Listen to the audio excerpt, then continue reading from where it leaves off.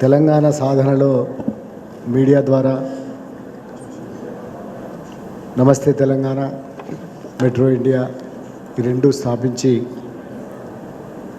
తెలంగాణ ఉద్యమానికి తోడ్పడిన సిఎల్ రాజన్ గారు metro India తరఫున వచ్చిన తెలంగాణలో ఏం చేయాలి, ఎట్లా చేయాలి అనే ఈ థింక్ తెలంగాణ అనే దాన్ని పెట్టినందుకు హృదయపూర్వకంగా అభినందనలు.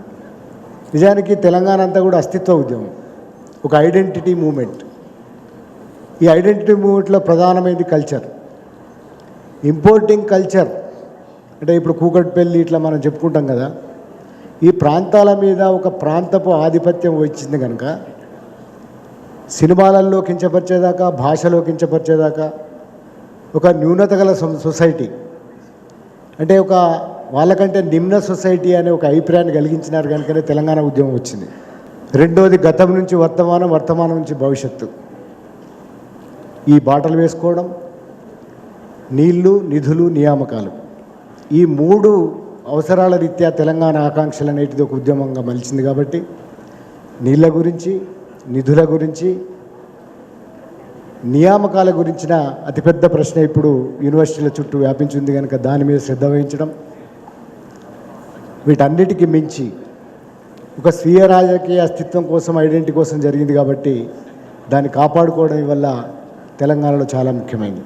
వచ్చిన తెలంగాణలో ఈ ఆధిపత్య భావజాలాన్ని సమూలంగా నిర్మూలించేదాకా, మన ఐడెంటిటీని ప్రూవ్ చేసుకునేదాకా ప్రయత్నించడం.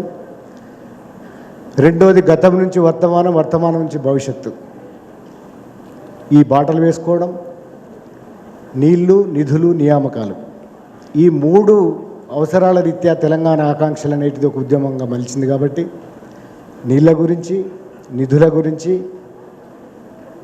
నియామకాల గురించిన అతిపెద్ద ప్రశ్న ఇప్పుడు యూనివర్సిటీల చుట్టూ వ్యాపించింది కనుక దాని మీద శ్రద్ధ వహించడం, వీటన్నిటికీ మించి ఒక స్వీయ రాజకీయ అస్తిత్వం కోసం, ఐడెంటిటీ కోసం జరిగింది కాబట్టి దాన్ని కాపాడుకోవడం వల్ల తెలంగాణలో చాలా ముఖ్యమైనది. వీటన్నిటికీ మించి తెలంగాణ ఉద్యమం జరిగిన తీరులో రెండు స్ట్రీమ్స్ ప్రధానంగా కనబడతాయి మనకి. మొత్తం వరల్డ్ వైడ్ ఒక గ్లోబలైజేషన్ నేపథ్యంలో ఒక ఐడెంటిటీ మూవ్మెంట్ సక్సెస్ కావడం అనేది చాలా కష్టం, కానీ ఇక్కడ సక్సెస్ అయింది.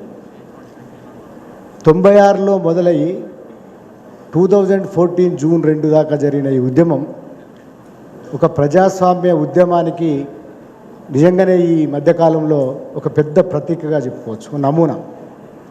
Peaceful movement, democratic movement. ఈ డెమోక్రటిక్ మూమెంట్ ఇంత సుదీర్ఘకాలం జరగడం అనేది ఒక హిస్టరీ.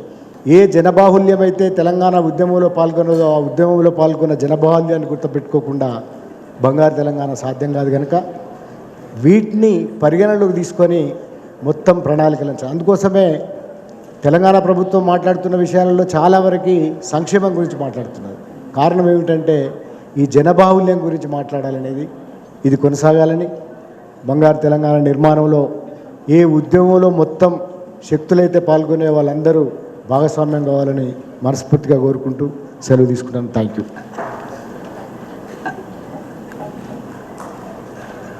Thank you, sir.